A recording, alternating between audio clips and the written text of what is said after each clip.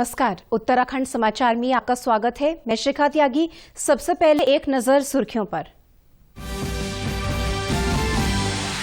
देश सहित उत्तराखंड में कल से शुरू होगा कोरोना वैक्सीनेशन। केंद्रीय स्वास्थ्य मंत्रालय ने जारी की गाइडलाइन। गर्भवती महिलाओं और 18 साल से कम उम्र वालों को नहीं लगेगी वैक्सीन। उत्तराखंड को मिला पहला डॉपलर रडार। केंद्रीय मंत्री हर्षवर्धन और मुख्यमंत्री त्रिवेंद्र सिंह रावत ने वर्चुअली किया शुभारंभ। मौसम की मिलेगी सटीक जानकारी। केंद्रीय शिक्षा मंत्री डॉक्टर रमेश पोखरियाल निशंक ने ली जिला विकास समन्वय और निगरानी समिति की बैठक। कहा, देहरादून को बनाएंगे मॉडल जिला।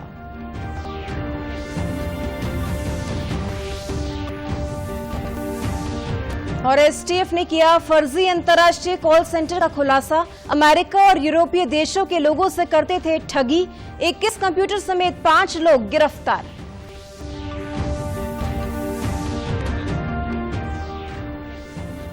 अब समाचार विस्तार से। कल यानी 16 जनवरी से देश भर में कोरोना वैक्सीनेशन अभियान शुरू होगा। वैक्सीनेशन अभियान को लेकर उत्तराखंड में तैयारियां पूरी हो चुकी हैं। वैक्सीन सभी जिलों में पहुंचाई जा चुकी है। वैक्सीनेशन को लेकर केंद्रीय स्वास्थ्य मंत्रालय ने गाइडलाइन जारी की है। इसमें बताया गया है कि वैक्सीन किसे लगेगी और किसे नहीं। केंद्र सरकार के अनुसार टीकाकरण की अनुमति केवल 18 साल से अधिक उम्र के लोगों को दी गई है। इसके अलावा गर्भवती और स्तनपान कराने वाली महिलाओं को भी वैक्सीन नहीं लगाई जाएगी। साथ ही ऐसी महिलाएं जो अपनी गर्भावस्था को लेकर सुनिश्चित नहीं है, उनको भी वैक्सीन पहले चरण में नहीं लगाई जाएगी। इसके अलावा दूसरी खुराक उसी वैक्सीन की होनी चाहिए जिसकी पहली डोज ली गई थी। उन लोगों को भी वैक्सीन नहीं दी जाएगी जिनमें कोरोना का संक्रमण एक्टिव है। साथ ही ऐसे लोगों को भी टीका नहीं लगाया जाएगा जिनका गंभीर बीमारियों के कारण अस्पतालों में इलाज चल रहा है। देश भर समेत कल से देहरादून जनपद में भी कोरोना वैक्सीनेशन अभियान शुरू होने जा रहा है। देहरादून जिलाधिकारी आशीष श्रीवास्तव ने बताया कि जिले में आज अस्पतालों को वैक्सीन भेज दी गई है। कल 4 अस्पतालों में वैक्सीन लगाई जाएगी। ऋषिकेश एम्स और मिलिट्री अस्पताल में भी वैक्सीन लगाई जाएगी। इस अभियान के तहत 28,000 वैक्सीन प्राप्त हुई है। प्रत्येक टीकाकरण केंद्र पर एक दिन में 100 लोगों को वैक्सीन लाई जाएगी। कल 16 तारीख को 4 जगहों पर टीकाकरण अभियान शुरू होगा। ये दून मेडिकल कॉलेज का जो हॉस्पिटल है, दून हॉस्पिटल, इसके अलावा महंत इंद्रेश हॉस्पिटल, हिमालयन हॉस्पिटल और एसपीएस ऋषिकेश, इन 4 जगहों पर शुरू किया जाएगा। इसके अलावा सेंट्रल गवर्नमेंट इंस्टीट्यूट एम्स में और जो मिलिट्री हॉस्पिटल है एमएच देहरादून, इनमें जो है टीकाकरण अभियान का प्रारंभ किया जाएगा। और इस अभियान के तहत जो हमें वैक्सीन लगभग 28,000 के आसपास डोज प्राप्त हुई हैं, उनको वैक्सीनेशन की प्रक्रिया कल से शुरू की जाएगी। वहीं उत्तराखंड में कोरोना के नए स्ट्रेन ने दस्तक दे दी है। राज्य में नए स्ट्रेन का पहला मामला देहरादून जिले में पाया गया है। जिलाधिकारी ने बताया कि मरीज को पहले से ही आइसोलेट कर लिया गया था। मरीज के कांटेक्ट में आने वाले लोगों को ट्रेस कर उनकी सैंपलिंग भी की जा रही है। जो है उनको जिनके अंदर ये पुष्टि हुई है उनको हमने पहले से ही आइसोलेट कर रखा था और इसके अलावा वो आइसोलेशन में हैं और उनका अभी सैंपल्स जो है दोबारा भी कंफर्मेटरी टेस्ट के लिए जाएगा और उनके जो कांटेक्ट हैं उनके कांटेक्ट को ट्रेस किया जा रहा है और उन सारे कांटेक्ट को भी जो है वो उनकी सैंपलिंग आज की जाएगी। उत्तराखंड में पहले डॉपलर रडार ने काम करना शुरू कर दिया है। रडार का शुभारंभ आज भारतीय मौसम विभाग के 146 स्थापना दिवस के मौके पर केंद्रीय विज्ञान एवं प्रौद्योगिकी मंत्री डॉक्टर हर्षवर्धन और मुख्यमंत्री त्रिवेंद्र सिंह रावत ने वर्चुअली किया। नैनीताल जिले के मुक्तेश्वर में इस रडार के लगने के बाद मौसम की सही जानकारी मिल पाएगी। इसके अलावा टिहरी के सुरकंडा और पौड़ी जिले के लैंसडाउन में भी रडार स्थापित किया जाना है। केंद्रीय मंत्री ने कहा कि किसानों को मौसम की सही जानकारी मिलने से लाभ मिलेगा। उन्होंने कहा कि उत्तराखंड में 4 धाम यात्रा के सफल संचालन में मौसम की सटीक जानकारी सहायक सिद्ध होगी।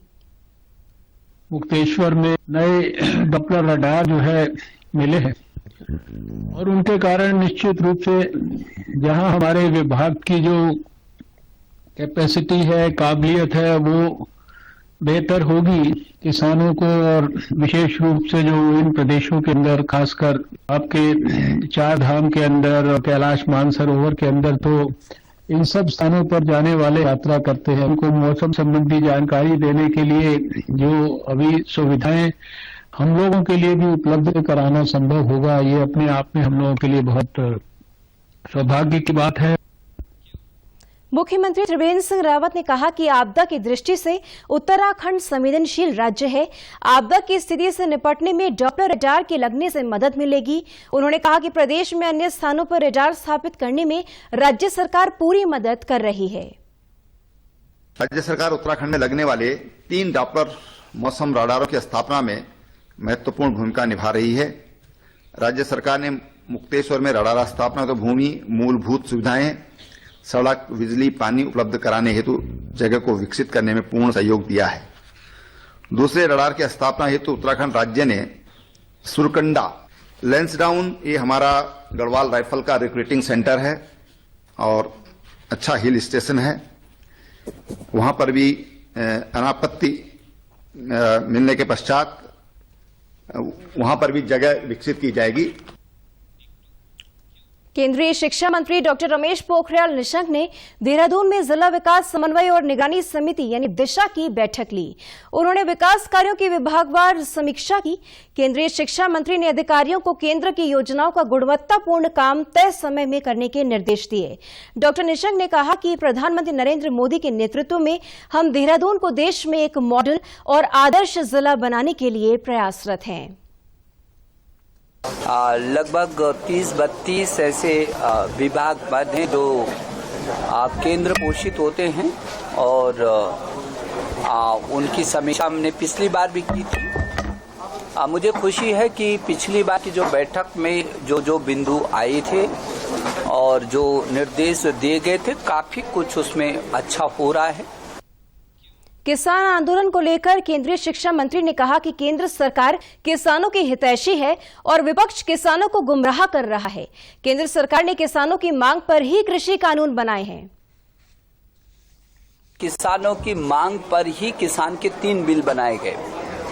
जो कांग्रेस इस समय प्रदर्शन कर रही है, उनके लोकसभा के भाषणों को आप देखिए, उनके घोषणा पत्र को देखिए, तो मुझे लगता है कि राजनीति का स्तर भी यहाँ तक नहीं गिर जाना चाहिए कि 1 घंटे पहले कुछ आप बोल रहे हैं और दूसरे घंटे में आप कुछ बोलना शुरू कर दें। ये किसान के बिल किसानों के हित में है। आज भी देश का किसान मोदी जी के साथ खड़ा है। प्रदेश के निजी और सरकारी स्कूलों में फीस माफी को लेकर पूर्व में जारी आदेशों को निरस्त कर नए आदेश जारी कर दिए गए हैं।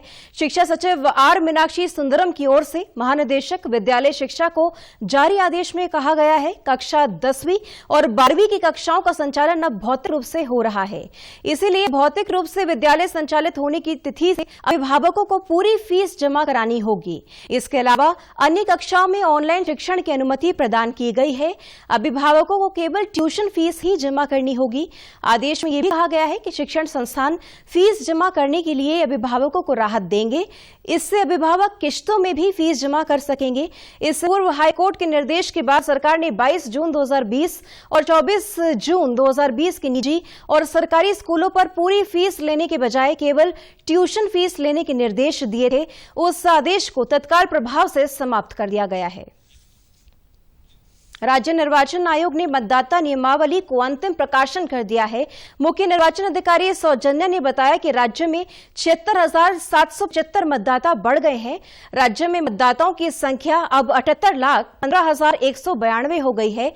उन्होंने बताया कि वोटर लिस्ट में नाम शामिल करने, उसमें परिवर्तन करने का काम चुनाव आयोग की ओर से लगातार चलता रहा है।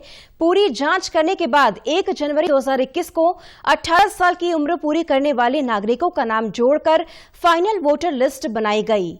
उन्होंने बताया कि निर्वाचन नामावलियों के रिवीजन का काम कोरोना काल में भी लगातार किया जाता रहा।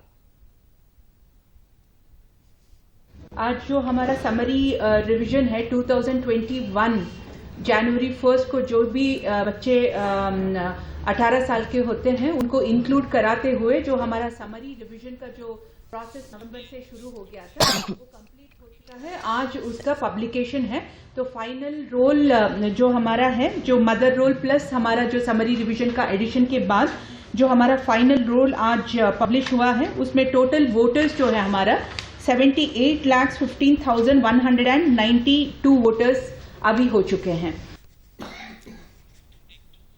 उत्तराखंड स्पेशल टास्क फोर्स और साइबर क्राइम पुलिस ने देहरादून के बसंत विहार क्षेत्र में फर्जी अंतर्राष्ट्रीय कॉल सेंटर का खुलासा किया है। एसटीएफ को इस बात की जानकारी मिली थी कि देहरादून में एक ऐसा कॉल सेंटर संचालित हो रहा है जो विदेशों में रहने वाले सीनियर सिटीजन, विकलांग और सेना के रिटायर अधिकारियों व कर्मचारियों का फर्जी तरीके से सोशल सिक्योरिटी नंबर हैक कर निजी जानकारियां हासिल कर लेते थे। इसके बाद लोगों को पुलिस या अन्य अधिकारी बनकर धमकाते थे। पुलिस टीम बीती रात को क्वींस टावर पर फर्जी अंतर्राष्ट्रीय कॉल सेंटर पर दबिश दी और 5 लोगों को गिरफ्तार कर लिया। उनके पास से 21 कंप्यूटर, 8 मोबाइल और अन्य उपकरणों समेत करीब 4.5 लाख नकदी भी बरामद की गई है। पुलिस महानिदेशक अशोक कुमार ने फर्जी कॉल सेंटर का खुलासा करने वाली टीम को 20,000 रुपए इनाम देने की घोषणा की है। देश भर में आज से अयोध्या में श्री राम मंदिर निर्माण के लिए धन संचय अभियान की शुरुआत हो गई है। इस अभियान की शुरुआत नई दिल्ली से राष्ट्रपति रामनाथ कोविंद ने 5,100,000 रुपए का चंदा देकर की। देहरादून में मुख्यमंत्री त्रिवेंद्र सिंह रावत ने श्री राम मंदिर निर्माण के लिए सहयोग राशि दी। श्री राम जन्मभूमि तीर्थ क्षेत्र ट्रस्ट और विश्व हिंदू परिषद की ओर से श्री राम मंदिर निर्माण के लिए सहयोग राशि जुटाने का अभियान शुरू किया गया है। नैनीताल की नैनी झील पर पर्यटकों का दबाव कम करने के लिए सूखा ताल को रिचार्ज कर नया टूरिस्ट डेस्टिनेशन बनाने की कवायद की जा रही है। इसके लिए जिला विकास प्राधिकरण ने 26 करोड़ रुपए की योजना तैयार की है। प्रोजेक्ट के अनुसार सूखा ताल में बरसाती पानी के ओवरफ्लो को रोका जाएगा, जिससे झील अपने वास्तविक स्वरूप में दिखाई देगी। यहाँ लोगों को रोजगार देने के लिए विभिन्न तरह के स्टॉल लगाए जाएंगे। सूखा ताल का जिक्र पीटर बैरन की किताब वॉन्डरिंग इन हिमालय में भी है। इस झील के बीचों बीच मां शाकंभरी का भी मंदिर है। प्रोजेक्ट के पूरा होने के बाद पर्यटकों के लिए एक नया टूरिस्ट डेस्टिनेशन मिल जाएगा, जिससे नैनी झील पर पर्यटकों का दबाव भी कम हो जाएगा। नैनीताल में सूखा ताल को पुनर्जीवित करने की कोशिश की जा रही है। इसमें माननीय कमिश्नर महोदय एवं जिलाधिकारी महोदय के निर्देशों के क्रम में एक परियोजना तैयार की गई है। 27 करोड़ की टोटल परियोजना है, जिसके तहत एक कृत्रिम झील बनाने की और साथ ही पर्यटकों के लिए एक आकर्षक छोटा वॉकवे एवं अन्य सुविधाएं देने की संकल्पना की गई। कार्य का भी वर्तमान में टेंडर किया जा चुका है। जनवरी माह के अंत में टेंडर खुल जाएगा हमारा। फरवरी माह में हम लोग कार्य प्रारंभ करने की कोशिश करेंगे। एप्पल मिशन के तहत अब किसानों का रुझान सेब के बाग लगाने की ओर बढ़ रहा है। पौड़ी जिले के बीड़ा मल्ली गांव के प्रगतिशील किसान हरि सिंह बिष्ट ने कई सालों से बंजर पड़ी भूमि पर सेब का बगीचा तैयार किया है। उन्होंने बताया कि पहले सब्जियों का उत्पादन करते थे, अब उन्होंने उद्यान विभाग की मदद से सेब का बाग लगाया है। विभाग की ओर से सोलर फेंसिंग भी दी गई है। इसमें सरकार के द्वारा जो बहुत बड़ी चीज दी गई है इलेक्ट्रिक फेंसिंग, वो सबसे उत्तम चीज लगी है। उसमें हम सब्जी भी यहाँ ले रहे हैं। निश्चित हो गया कि सब्जी हमें मिलेगी। उसमें जानवरों का एक बिल्कुल निश्चित हो गया कि जानवर इसके अंदर नहीं घुसता है। सेब का बगीचा जब से हमने शुरू किया 1 साल पहले से, इसमें बीच में कुछ ऐसे लड़के भी जो बाहर से आ गए थे कोरोना के कारण, उन लोगों को भी कम से कम 8-10 लोगों को रोज यहाँ पर रोजगार जो है मिलता रहा। कोटद्वार के उद्यान विशेषज्ञ प्रभाकर सिंह ने बताया कि काश्तकार हरि सिंह बिष्ट को एप्पल मिशन के अंतर्गत अभी 25 नाली भूमि पर 1250 सेब के पेड़ दिए गए हैं। ये बगीचा इस क्षेत्र में एक नई क्रांति लाएगा। बगीचे में 6 प्रजाति के पौधे लगाए गए हैं, जो अगले 2-3 साल में फल देने शुरू कर देंगे। ये एप्पल मिशन एक माननीय उद्यान मंत्री जी का बहुत बड़ा एक ड्रीम प्रोजेक्ट है एप्पल मिशन, और उसमें इनको 19-20 में इनको 25 नाली के क्षेत्र में 1200 पौधे इनको उपलब्ध कराए गए हैं, और सब इस पर वैरायटी के 109, 106, 111 और 9 रूट स्टॉक पे 0 माइन, किंगराड, गिलगाला वैरायटी के पौधे इसमें लगाए गए हैं। और जो देखने के बाद ये लग रहा है कि वास्तव में इनके द्वारा काफी सेवा हो रही है। उत्तराखंड की खबरों के लिए आप हमसे सोशल मीडिया के माध्यम से भी जुड़ सकते हैं। हमारा ट्विटर हैंडल है DDNews_देहरादून। हमारा फेसबुक पेज है DD News उत्तराखंड, और हमारे YouTube channel DD News Uttarakhand को भी आप सब्सक्राइब कर सकते हैं। कोरोना संक्रमण से बचने के लिए मास्क का अनिवार्य रूप से और सही ढंग से प्रयोग करें। साथ ही सामाजिक दूरी का ख्याल रखें, नियमित रूप से हाथ धोएं और याद रखें, कोरोना को हराना है, मास्क जरूर लगाना है। नमस्कार।